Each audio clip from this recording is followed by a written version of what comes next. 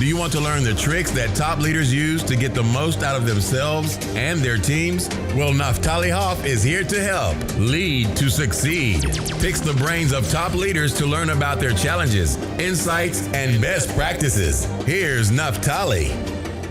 Hello, Lead to Succeed Nation. It's Naftali Hoff, and welcome to Lead to Succeed, episode 146. Today, I have the pleasure of speaking with Kasper Sierslev. Kasper's passion for in-house marketing is palpable, evident in his best-selling book, Moving In-House. He envisions a future where books, reports, and talks act as catalysts for innovation, propelling the industry towards new heights. As the founder of a company that helps brands establish and fortify in-house competencies, Kasper brings a wealth of experience. His extensive background encompasses pivotal roles in respected brand agencies, as well as steering his own startup and overseeing global campaigns for one of the world's largest shipping companies.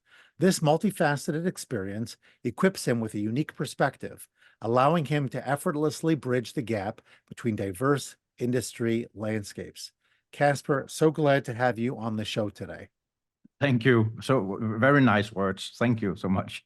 My pleasure. Well, you provided it, so I'm sure they're on point. But if I'm being very honest with you, I think it would do us all a service, and certainly for those of us not experienced with what the specific kind of work is that you do, Kasper.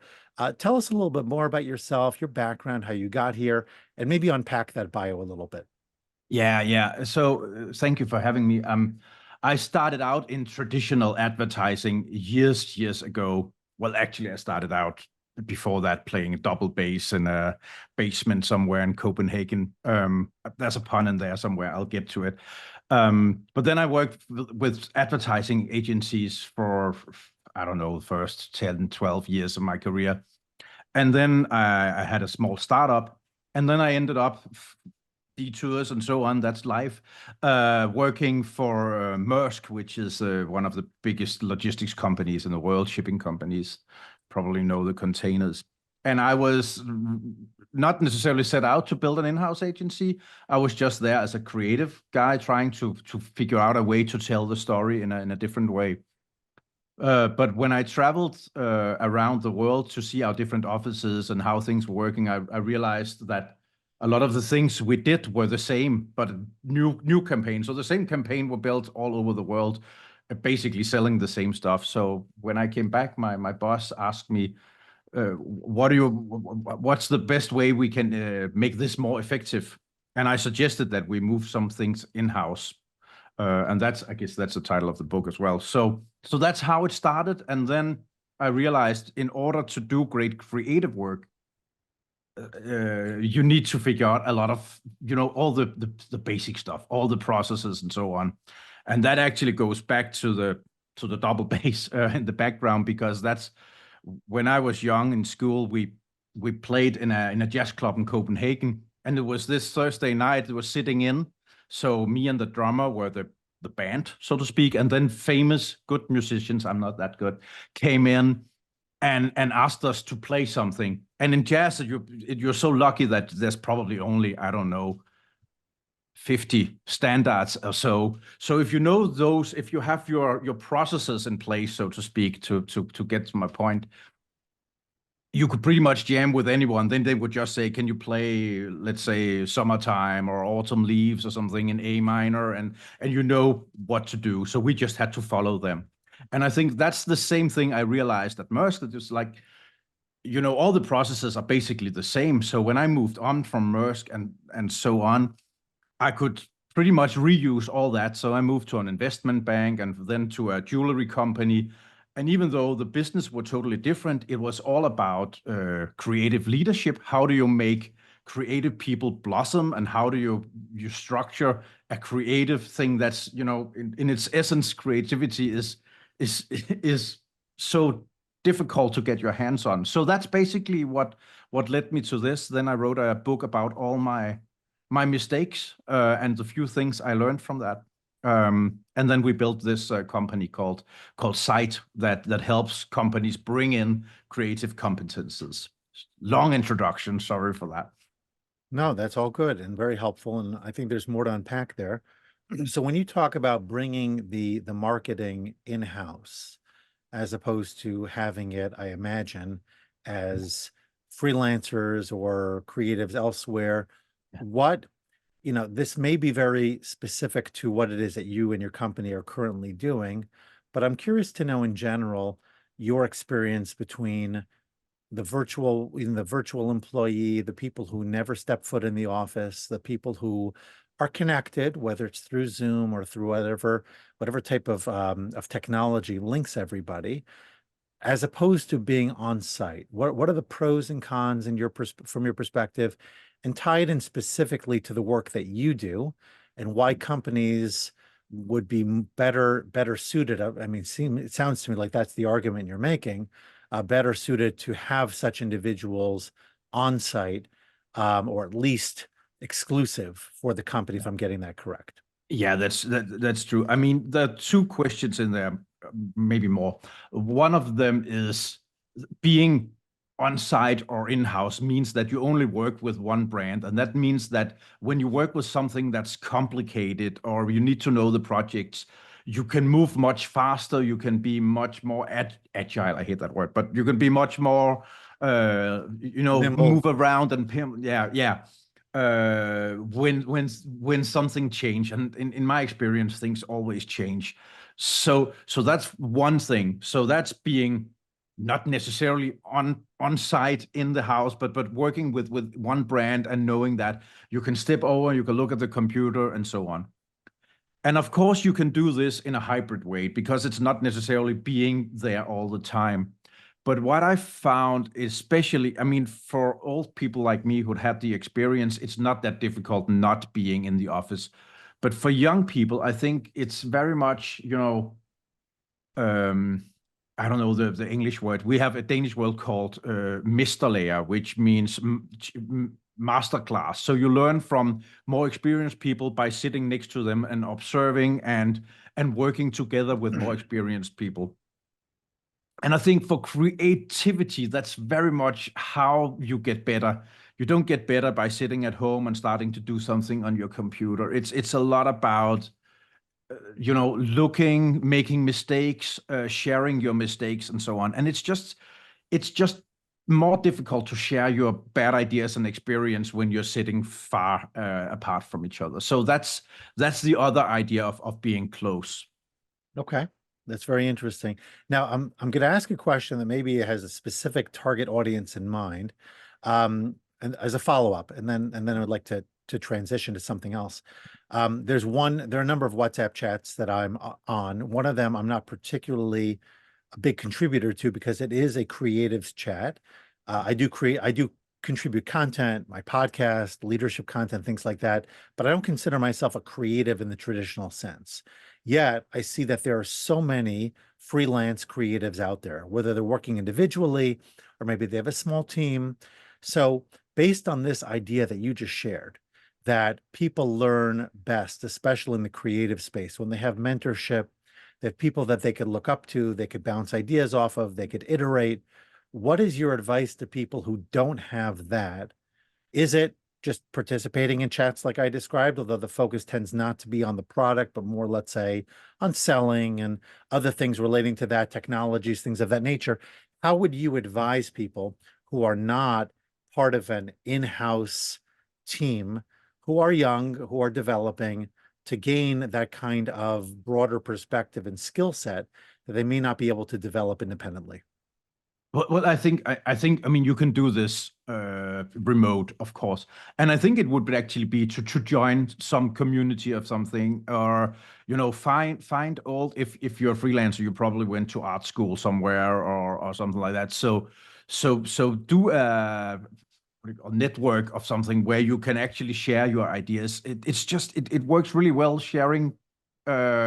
And I know it sounds maybe it's super naive and simple, but when I share a really bad idea with you, then maybe, or if I share 20 bad ideas, maybe one of them will spark something remotely better with you, and you share your initial thoughts and so on. So that's how great ideas come alive. We don't need to, it's not a brainstorm with 20 people. It's more like smaller groups where you are not embarrassed to share your bad ideas. So, and you can do this online. I mean, I'm still part of a startup called Data Classroom in the US, and I've never met Aaron, our founder, in person. We worked online for, I don't know, 5 years now, I think, something like that. So it's not like you can't do it online, and you cannot. But to be honest, I don't know if he have any legs. I've never seen him stand up. So Yeah. just I know he has, but it's just Right. So of course you can do it if you have the time and you sit like we do now, and we just punch off ideas. But especially I think when you're young and you're less experienced, it makes a lot of sense to sit together with someone. Then find a small office or rent something where you can sometimes ask, people, can I just share something with you? Can I show you my bad ideas and so on? Yeah. Yeah, that makes sense. So let's talk about something else that I understand is very much relevant to creatives and people like yourself, but I think it's applicable to elsewhere as well, to people in all industries, and that's called imposter syndrome.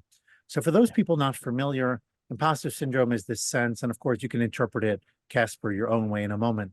The way I look at it is that people they question their validity, they question whether they have the goods, so to speak, whether they're really up to the task. Oftentimes they're empowered to do something, but they don't believe deep down that they're the right person for the job. And when you're in the creative space, this is my interpretation.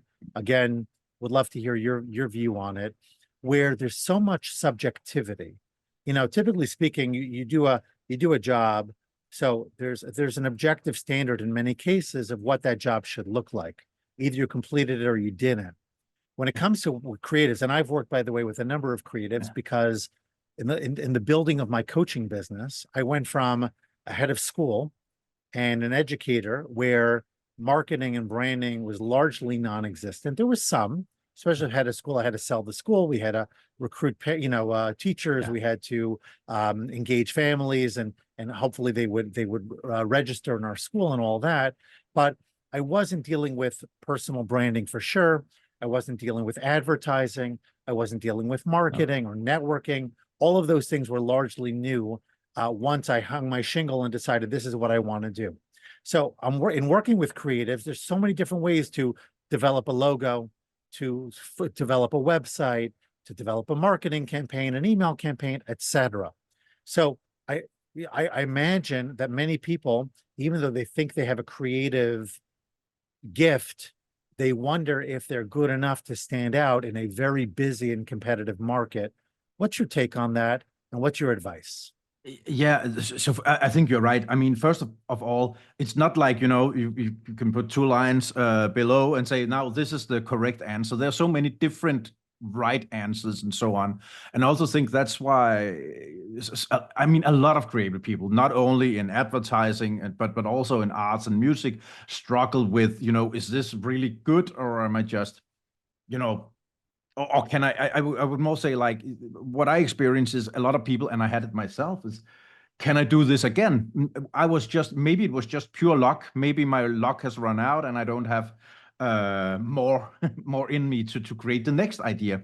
Yeah. And I think that's actually my point, is that there's a lot of methodology, a lot of processes you can actually learn to develop your sense of creativity, like the one I said before, keep going, develop new ideas, write them down, don't judge, and so on. So in terms of, I mean, I've met so many people with imposter syndrome that doesn't really know, am I good enough? Is it okay what I do? And I mean, going back to what we talked about earlier about, sharing bad ideas. If you question yourself and your ideas, it's really difficult to share your bad ideas. And that means that a lot of people, they do something that's not, in my opinion, really good, because then they go to something that's safe. And safe is just never really good when you do something like advertising. The purpose is to get people's attention. So if you do something safe, you make ads and websites that looks like ads and advertising and websites, which is boring, and it's really difficult to bore people to buy something. So you have to do something new, you have to twist it, and you have to do something, you have to move out of your comfort zone all the time, and the only way to do it is actually to force yourself to it. So that's why I think the whole imposter syndrome is something we need to, you need to work with when you are creative people, and just, trust that you're good enough, which is so easy to say, but also, learn to share and learn to find the methods that can actually make you come up with good ideas or creative work. Yeah. So I wanted to ask you a question about leading creatives, which I imagine is a different type of leadership than leading a regular workplace, so to speak. But before I do, I'm just curious to know, as a leader, how do you encourage people to get beyond their comfort zones? How do you encourage people to think that to think beyond that safe space that they've created for themselves? So, I mean, I think there are really a lot of different ways to do it. My way of doing it, and I hope my employees agree, is we talked about it earlier, is like lead from the trenches. So get in there, share the first 20 bad ideas, and say, now I'm just gonna get this party started, and here are a few bad ideas, and then just be, bold, say the weird thing, say the bad ideas, so people kind of relax and kind of create that relaxed, feeling in the room. Because it's not my role to create the great work. It's my role as a creative leader, which we'll come back to later. Took me a couple of years to figure out. But my role is to make other people great, to have them do their best work, because I'm not, otherwise I would just be, senior creative somewhere. My role is to make people blossom and do great work. And So in my opinion, oh, I'm sorry, go ahead. No, come. I was going to ask you that you said before about putting the bad ideas, if I got it right, putting the bad ideas out there and kind of relaxing in the room. But what if the bad idea is my idea? And now I'm feeling like, oh, he just called me out in front of everybody. No, I think I used to say, you need to get 100 bad ideas to get a good one. So, and luckily, it's really difficult to get 100 bad ideas in a row if you just keep going. So I mean, and your idea would probably be bad, but if you could kind of encourage it, That's very kind of you.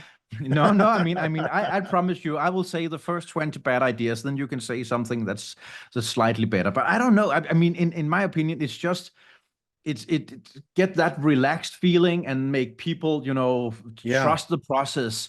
Well, you said something very interesting that I'd like to actually accentuate, and that is the idea of, for every good idea, there's, let's give or take 100 bad ones.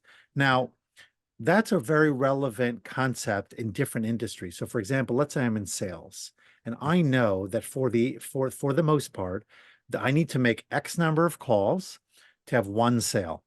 Yeah. That means that the call that I made that did not succeed was not a failure, because it's a step towards the success that I'm anticipating. So you, as the leader, have the ability to frame failure, quote unquote, as a step towards success. Yeah. I have a friend who works in sale, and he has this, and I think he has a mental block because he can do this. He's really happy when he get, he says, I get for every 20 call, I get a win. And, now I'm on 18, so I know the win will be in the next 2. And my brain doesn't work like that, but I wish I could do it sometimes. But I actually think it's the right way of looking at it. And I mean, just yesterday, we were working on a on a campaign, and we didn't have anything, and we were, and then it's just like, okay, let's trust the process. Let's come up with ideas, not necessarily good ones, and no judging. So now we're just gonna put things on the wall, bad drawings, say things, because when I say something, it might inspire you. So instead of sitting closed and trying to do my own and come up with great stuff, which is really difficult like that. We need to share it, and I need to say, I'm thinking of this. Maybe this could work, and then at one point it will. I'm sure it will spark, ideas with you. What I really like about that also is I personally identify as introverted. And so my natural, let's call it ideal position, at least the way it feels most comfortable for me, is to work independently, to sit at my desk, I reach out to people all the time. I network, I sell all the time, but I'm sitting in let's call it a private space. Yeah. And I don't need a lot of people around me in order for me to feel like I'm doing my best work. Yet at the same time, I also know that there are drawbacks in my type of work environment, one of which you just mentioned is the idea of being able to share ideas and stimulate each other and learn from each other and that kind of thing. So I'm curious to know, I don't know that creatives fit anywhere in particular along the introversion to extroversion continuum, but I'm just curious to get your take, Kasper, specifically on how leaders can, on the one hand, give people the kind of environment that works best for them individually, and simultaneously think about the needs of those around them, and maybe figure out some kind of hybrid approach that maximizes the opportunity for independent, deep thought and creative work in quiet space where I can really think, and simultaneously bringing people together. Yeah, so I think I don't know either. I think they are all over the spectrum. So some people are introverts, some are more extroverts, and in my opinion, I mean, a diverse team will always work. So you have someone. I mean, if we're all sitting and doing our small doodles on our pad, it will be difficult to share. So sometimes we need someone, and I'm not even sure where I am on that spectrum. I think it depends. But sometimes you need someone to come in and say, let's do this, 20 ideas, and open up. Then it's about, cultivate joy. So it's about trust, that you don't judge and you don't, point your fingers at a bad idea, but you just, really talk about, embrace the boldness of sharing an idea, because that's really important, that, champion that, trust and transparency when people share ideas and open up about what their initial thoughts. It's that first phase that's really difficult and really fragile with a lot of people,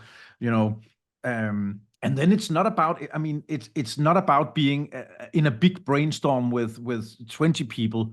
In my opinion, it's 2 or 3 people. That's the best way to do this. So you can look at each other and you can share your thoughts. So it's not big teams, because I don't really believe in that kind of brainstorms. It's too many agendas, and the extroverts kind of lead the role and say the first thing, which is sometimes anchoring the conversation somewhere. So it's smaller teams, and then it's really about making sure people are relaxed, have fun, and and it's about applauding the brave ones who share and say, oh, great, thanks, okay, I'll put it here, and then be open and don't judge.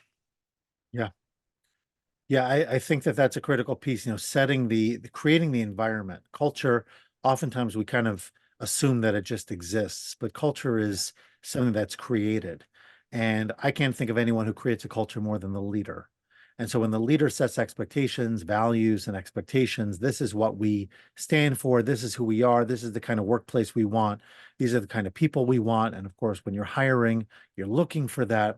So then you bring all those kind of people together, and they feel more comfortable being themselves, especially with creatives where, like we said before, you're going to make many, many mistakes, probably many more than successes along the way. It's almost like the Thomas Edison version of the 10,000, I think it's 10,000 mistakes before he finally got the light bulb to work. And he just viewed that as learning or recognizing what did not work towards his ultimate goal. And so when you create that framework as a leader, you allow people to think differently, more freely. And that's when I think true creativity comes forth. Now, when we feel pressured and with deadlines and with, angry bosses and very, very specific expectations. But if we can be ourselves, creatives, I think, flourish and need that, perhaps more than most other people, so that they can do their very best work. So I wanted to ask you a question about marketing and building. Some people may bring the process in-house, maybe they don't, maybe they're a one-person operation. I just did this with my mastermind group where we're working on USPs, our unique selling propositions, and what makes us different than our competition and what we can accentuate and focus on when we're in sales conversations. So I'm curious to know, from your vantage point, what is the essence of marketing? What differentiates good marketing from boring or even bad marketing? And especially for people who are on a budget and don't have that many resources to throw at it, what's some advice you can give them to point them in the right direction? I would think two things to that. One of them is focus. I mean, it's so easy to, and just to mention that small startup I have, I mean, it's all our own money. So that kind of learned me a lot from coming from big companies and say, oh, that's a great idea, let's run with that. Now it's like, is it $100 great idea? I mean, oh, it's my money that I have to pull out to do something. So that learned me, actually, I learned a lot about, trust and focus, because it's so easy today with social media and internet, and so to spread yourself thin and spend money all over the place. Oh, we're gonna be on Instagram and LinkedIn and so on. So that's the first thing I would advise everyone is, I mean, do you really need marketing? In my line of business, we're talking to CEOs and CFOs. I mean, I could probably go on LinkedIn and identify the company size and so on, and do more, relationship marketing or client, I think it's called client-based marketing, where you identify the people you want to reach. And what works for us, it doesn't work for everyone, is we wrote a book, we come out with reports and so on, and we send it to them in a very old-fashioned paper form, which works for us because it's something that, people have it on the book, on the table, sorry, and you don't throw a book away. So focus on something that makes you, not only the USPs and the stories, but also how do you get in front of the people who really makes the decision? Maybe it's a lot of people, then social media is amazing because you can target so precisely. But sometimes if you're a small marketing team, I had a task at Maersk where we had to target one person, but he was a president of a small, not small, actually really big African country. And we have to figure out how do we allow to build a port here in 5 years. So that's the smallest target group I ever worked with. And then it's about, figuring out who influences him to make decisions and so on. And I think so if you're in business to business, it makes a lot of sense to identify, then rather focus on getting in front of them. Then it's more sales than it's actually marketing. Yeah, I like that a lot. Okay, were you going to say something additional? Yeah, I'm just gonna. The other part is do something original, and maybe it's. I mean, one of the things I see working next week, it's the Cannes Festival for Creativity, which is like the World Championship of Creativity, and what I've seen recently in those award shows is doing something in the real world. I mean, with AI and internet, you can do a lot of things that looks like ads and looks amazing. But when you notice something weird, we had our Danish television station, they did, I think, 12 or 13 benches, but they took the regular benches we have around in Copenhagen and other big cities in Denmark, and then they raised them to, I think 1.5 meter, which is how high it would be if they still would be above water if the climate change keep going as it goes. Just to make a point that we have to do something, otherwise and that weird look of a bench that's way too high out around Copenhagen. And it's actually in New York as well now. I think there's this one there as well. Made people stop and talk. So that was a conversation starter. And basically, it's a bench, right?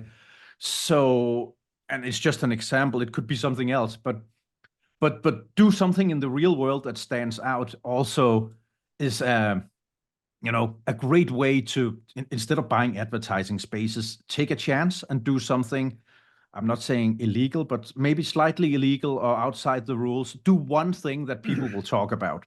That's sorry for long talk. Very good.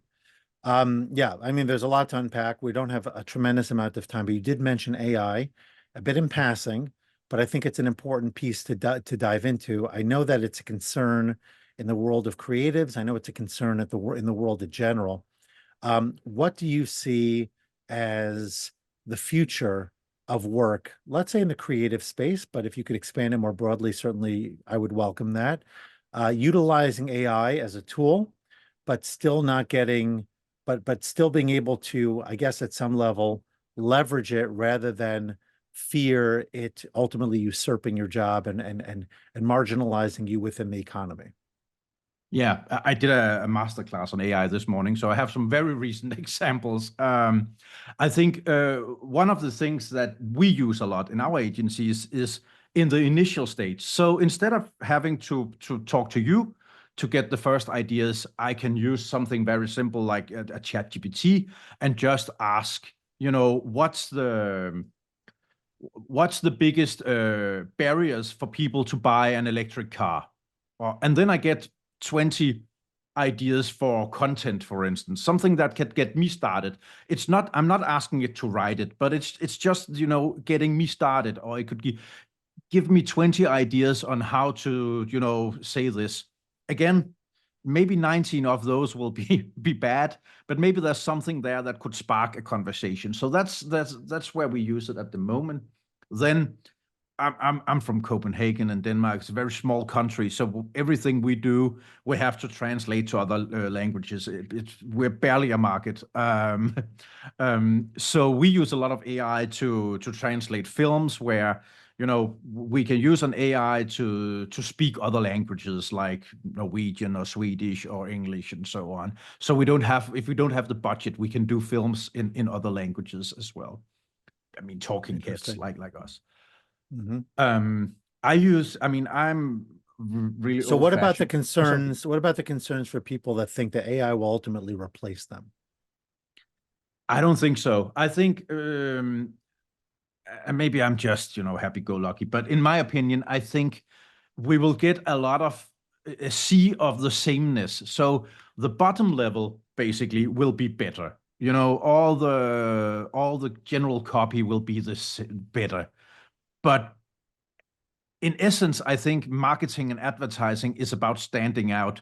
So by using an AI that creates something generic will not help you. It can help you create brilliant images and text and so on, but then you have to do something else, because if everybody is doing brilliant images, then you have to do something else to stand out. So that's why I think we will actually still have a big role to play in the creative world. That's create something new, and I think that's the essence of marketing.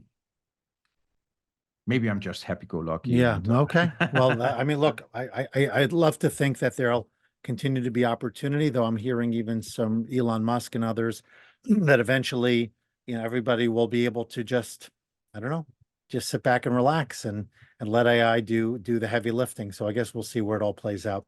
In the meantime, I'd like to ask you one last, let's call it leadership question before the final question of the segment. And that is, you've been a founder and you've also been an executive for companies.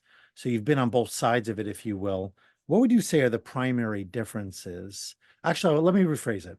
What advice would you give to somebody who's currently in a company? They're thinking about going out on their own, founding their own company, founding their own initiative.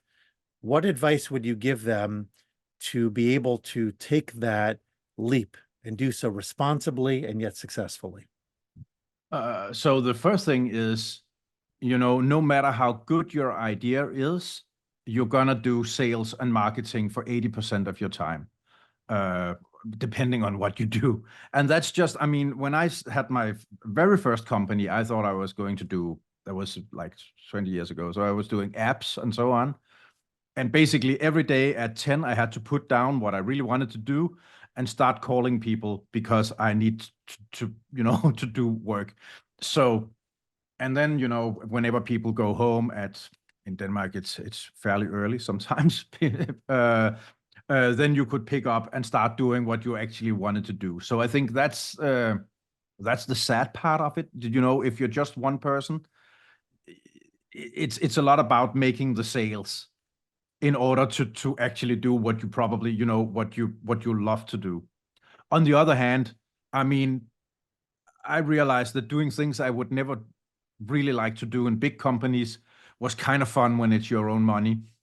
So that's encouragement of doing something because you actually you feel you grow and you feel it. There's a purpose in what you do. That's the whole point of it.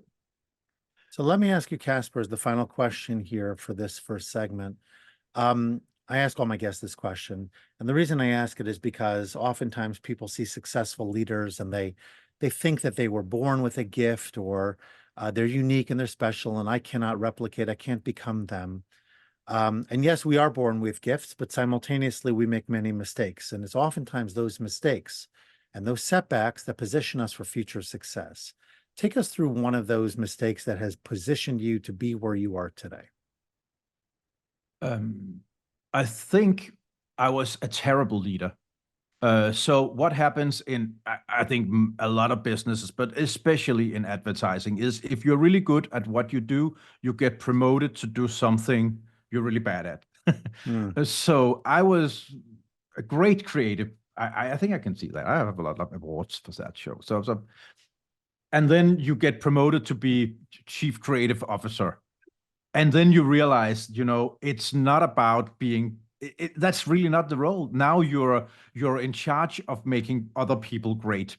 And what I did I would say, if you can call former employees that probably hate me, was, take all the great tasks, the big clients, and try to do, what I was used to be good at, instead of actually making the team better. So I learned a lot from that.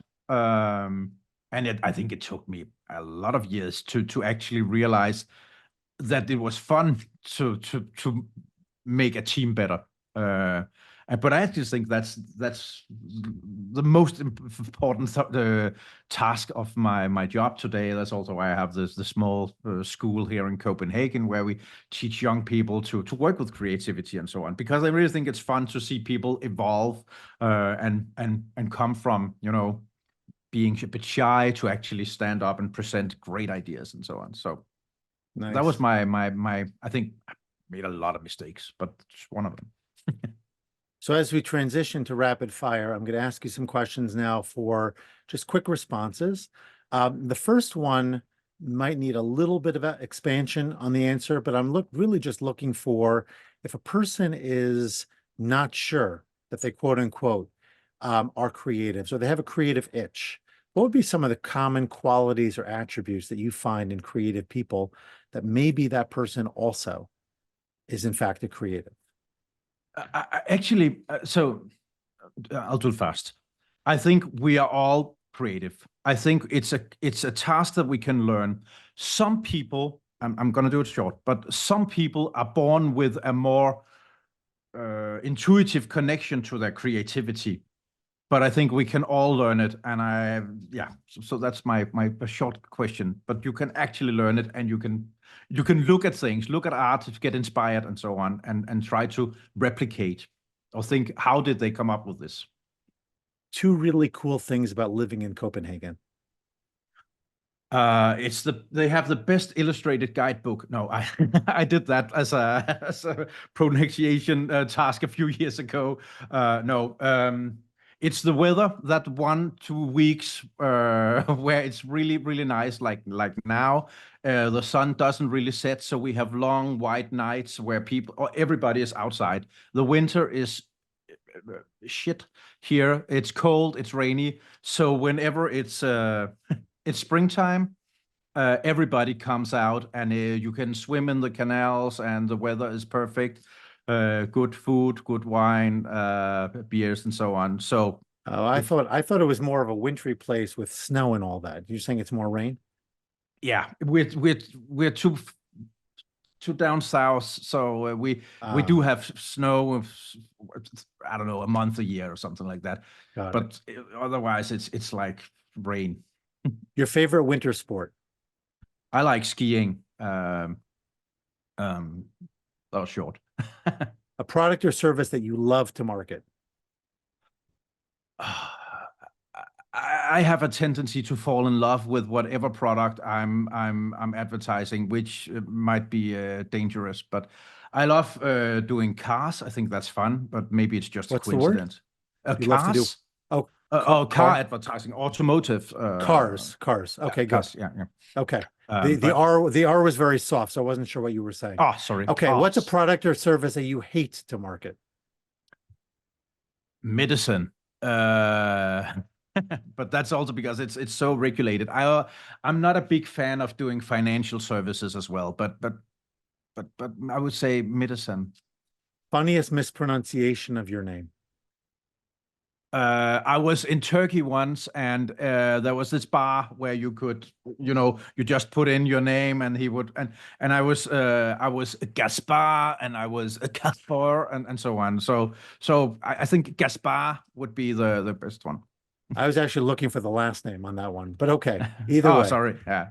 all good. And finally, a productivity tip that helps you to get more done. So don't go. I mean, now I'm old-fashioned. Don't go to the computer.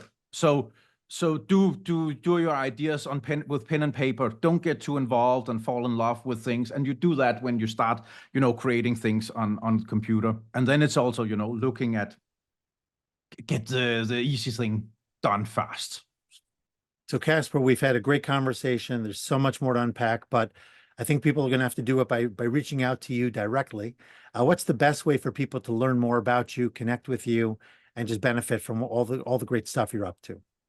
So yeah, if find me on LinkedIn, I think we can put a link in the show notes, or visit our agency site. We write a lot of insights article on what's happening with in-house at the moment. So, and it's site.agency. So that, yeah, that's basically a site with a C.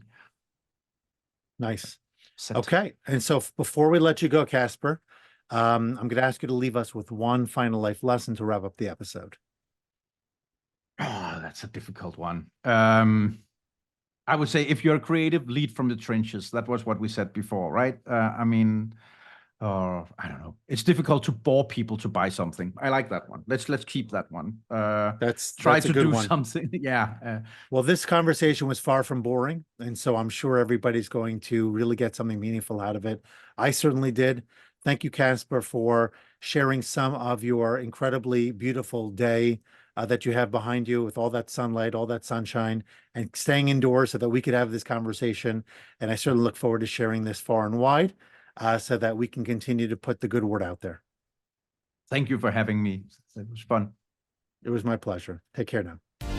Thanks so much for listening to this episode and for investing in yourself so that you can lead to succeed. Before you go, don't forget to subscribe, rate, and review the show. Your feedback gives the show more social proof and encourages more folks to listen.